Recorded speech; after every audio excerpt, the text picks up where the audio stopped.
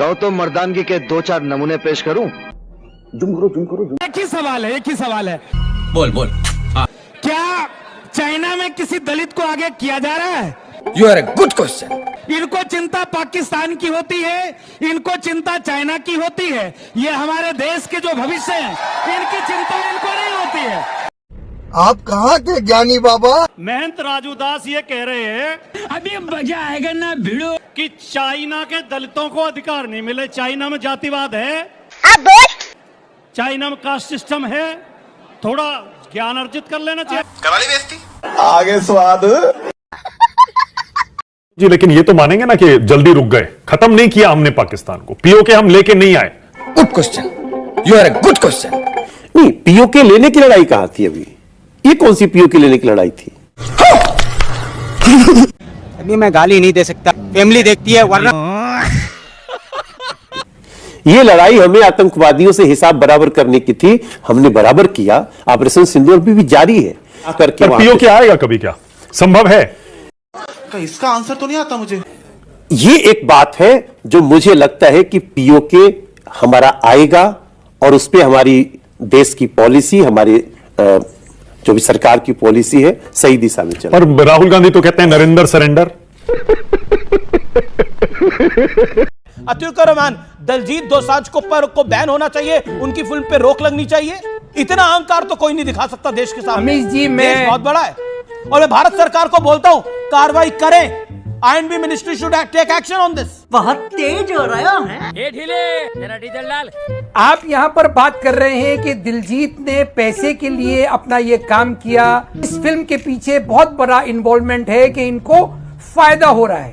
सही पकड़े हैं। 2024 में अमित जी, इंडिया की एक्सपोर्ट्स हुए हैं पाकिस्तान को 1.18 बिलियन US$ के अंदर। अरे बाप रे, ये तो धोती खोल रहा है। वो तमाम कंपनी जिन्होंने पाकिस्तान को अपने गुड्स एक्सपोर्ट करके, उसके ऊपर भी क्या आप डिमांड करेंगे कि पाबंदी लगना चाहिए? बोलना भी हूँ क्या करिए बोल। सिर्फ दिलजीत को, फिल्म को, बुक्स को, लिटरेचर को, म्यूजिक के ऊपर आप अगर बैन लगाएंगे तो ये तो एक तरह का दोहरा रवैया हो जाएगा। बस हवा निकल गई। बाल बच गया रे देवा। जब 8 क्लास में पढ़ रहा था ना, मनमोहन सिंह का सरकार था उस समय। बोल। अच्छा। और बॉर्डर पे ना आदमी मरा था, कोई रिएक्शन नहीं लिया गया। अभी मजा आएगा ना भिड़ो। पाकिस्तान के पता नहीं कई हजार जवानों को सरेंडर करवा दिया था इंदिरा गांधी ने। ये पता नहीं कौन सा पढ़ के आए हैं। अरे तो इंदिरा गांधी के बाद युद्ध कौन सा हुआ है जो मार दोगे? बॉर्डर पे ऐसे मारा हुआ था भाई, बॉर्डर पे। अभी न्यूज का प्रोपेगेंडा चलता है और कुछ नहीं। पहले भी पाकिस्तान को बराबर जवाब मिलता था। सही पकड़े हैं। आप लड़ नहीं सकते हैं, आपको डर है तो आप हर चीज पे सवाल उठाते हैं। क्यों? तो क्या हुई? और जहां पे आप जीतने लगते हैं वहां पे कहते हैं कि जनता आ गई। चंबल के डाकू याद आ रहे हैं आपको? तो नेचुरल है, चंबल के डाकू तो आपको याद आएंगे। डाकू लोग को टिकट देके अपने पार्टी से लड़वाते हैं आप। तू तो गया बेटे। तो चंबल के डाकू नहीं आएंगे तो क्या आपको वाल्मीकि याद आएंगे? अब देख तू गया बेटा। सबसे पहले इस देश में अगर किसी घोषित डाकू को, रिकॉर्डेड डाकू को टिकट दिया तो भारतीय जनता पार्टी ने श्री मुलायम सिंह यादव जी के खिलाफ तहसीलदार सिंह को टिकट दिया था, जो चंबल का डाकू था। दूसरी बात, जिन सीटों पर आप उपचुनाव जीते हैं, जो मुरादाबाद की, कुंदर की, फूलन देवी कौन थी जी? फूलन देवी कौन थी? अभी पता चल जाएगा। फूलन देवी एक पीड़ित महिला थी। फूलन देवी के साथ ही सामंतवादियों ने, जातिवादियों ने घोर अत्याचार किया था। उसके साथ सामूहिक बलात्कार किया गया था। उसे नंगी करके गांव में घुमाया गया था। और उन लोगों को आपकी पार्टी बचाती है। कुछ शर्म आया है? अतीक अहमद कौन था? मुख्तार अंसारी कौन था? लाइन से नाम लगाना शुरू करो। अतीक अहमद को अगर बचाने का काम किया, ये लोग संत थे। हाँ, अगर जवाब भी तो सुनना। सबसे संत के अवतार थे ये लोग। अतीक अहमद के पहले जो वकील थे केसीनाथ त्रिपाठी थे, जो बीजेपी के नेता थे। ये तो धोती खोल रहा है। अतीक अहमद की हमेशा वकालत की तो केसीनाथ त्रिपाठी ने की। अब ये बोल के वकील थे। अरे लेकिन और पूछिए क्या क्या पूछना है। सुकून का नाम सुना है? नहीं पर बस हवा निकल गई। अब ये बताओ, इसको ताजमहल को बनाने वाला कौन है? लाल किले को बनाने वाला झूठ बनाया जाता है। अच्छा, राजा नंगपाल सिंह तोमर, पृथ्वीराज सिंह चौहान के नाना थे, उन्होंने बनाया था। ये तो लेटेस्ट न्यूज है। अबे साले।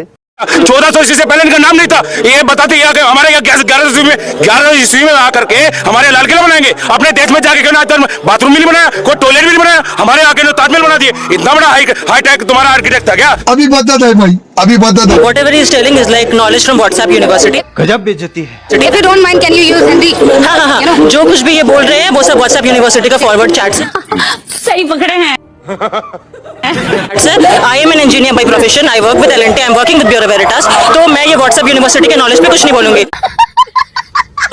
यूपी में कोई रेप्स नहीं होता, राइट? यूपी में सारी लड़कियां बहुत सेफ है। महाराष्ट्र में रेप नहीं होता है। गुजरात में होल्ड ऑन, अब ऐसे ऐसे करके बीजेपी का मुख्यमंत्री मत बनो आप। गुजरात में कोई रेप नहीं। होल्ड ऑन, आप गरज लिसन, आप गरज रहे हो, इसका ये मतलब नहीं कि आप सही बोल रहे हो। शाबाश बेटा। कौन देगा जवाब? कौन देगा जवाब? पहलगाम पर कौन देगा जवाब? मणिपुर पर कौन देगा जवाब? बेरोजगारी पर कौन देगा जवाब? पाखंडी बताएं, पाखंडी बताएं, दरबारी बताएं। पाखंडी और ये दरबारी कौन सी भाषा है? किसको आप बोल रहे हैं? एक सेकेंड, किसको आप बोल रहे हैं? लेकिन जब उन महिलाओं के पास जाकर, चूंकि हम लोगों ने रिएक्शन लिया था ऑपरेशन सिंदूर के बाद, तो वो महिलाएं तो नरेंद्र मोदी सरकार के फैसले से बहुत खुश थी जो पाकिस्तान को घर में घुसकर मारा है। चल झूठा। आपको लग रहा है कि ये मुद्दा काम करेगा मनोज काका जी? ये क्या सुन?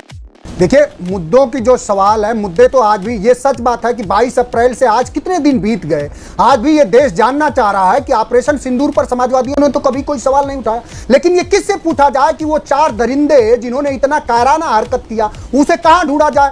अरे बड़े खतरनाक लोग हैं वो। उसको सरकार अभी आज तक उनको सरकार ने कड़ी सजा क्यों नहीं दिया? उनका असैसिनेशन क्यों नहीं हुआ? ये तो सरकार से सवाल है ना। 4 दरिंदे जो सरकार आज तक जिनको सजा नहीं दे पाई, क्या बात है सर? तो सरकार अपने उसका बहुत डफली पीटती है। और साथी ने कई उपलब्धियां गिनाई। नरेंद्र मोदी की एक उपलब्धि यह भी है कि 2 साल से ज्यादा हमारा ही एक क्षेत्र, हमारा ही एक भाग मणिपुर जल रहा है। नरेंद्र मोदी की उपलब्धि यह है कि 55 लाख करोड़ रुपया कर्जा, लगभग 275 लाख करोड़ रुपया है, 75 साल की बेरोजगारी है।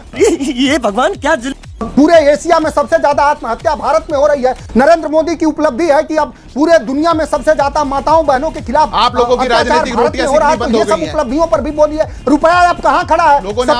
डॉलर के मुकाबले रुपया कहां खड़ा है? इस पर भी बोलिए। सफेद कपड़ा आप नरेंद्र मोदी की उपलब्धि बताइए। जो नरेंद्र मोदी ये कहते थे कि रुपया गिरता है तो देश की प्रतिष्ठा गिरती है। रुपया कहां है? इस पर बोलिए। और बनता घाट पढ़ के आइए, ऑर्गेनाइजर पढ़ के आइए कि संविधान का और बाबा साहब का सबसे ज्यादा अपमान किसने किया? अच्छा बात नहीं है। आपके आदर्श संगठन आरएसएस ने करा। तुम्हें शर्म है?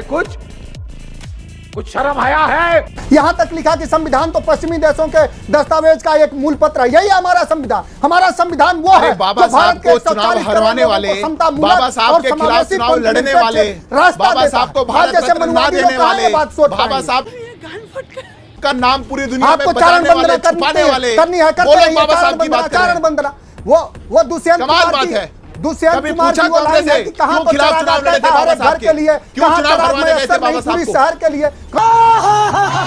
कौन देगा जवाब? कौन देगा जवाब? पहलगाम पर कौन देगा जवाब? मणिपुर पर कौन देगा जवाब? बेरोजगारी पर कौन देगा जवाब? चंडीगढ़ पर कौन देगा जवाब? उत्तर प्रदेश में स्कूल बंद होने पर कौन देगा जवाब? पाखंडी बताएं, पाखंडी बताएं, दरबारी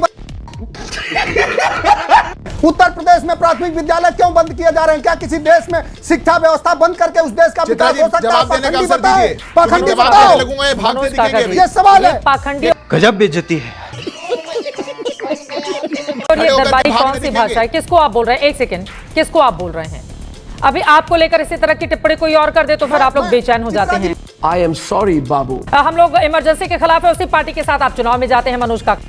चुनाव में तो, चुनाव का आप बात करेंगी तो चुनाव में तो उत्तर प्रदेश में भारतीय जनता पार्टी जो मुख्यमंत्री को वो कहां भेज रहे थे राजभर जी, उनके साथ गई। भारतीय जनता पार्टी पीडीपी जिनको बताती थी कि आतंकवादियों का गढ़ है, आतंकवादी का वो करती है, संरक्षण देती है, उसके साथ बीजेपी चुनाव में गई, सरकार बनाई। खत्म हो गया भैया मैटर।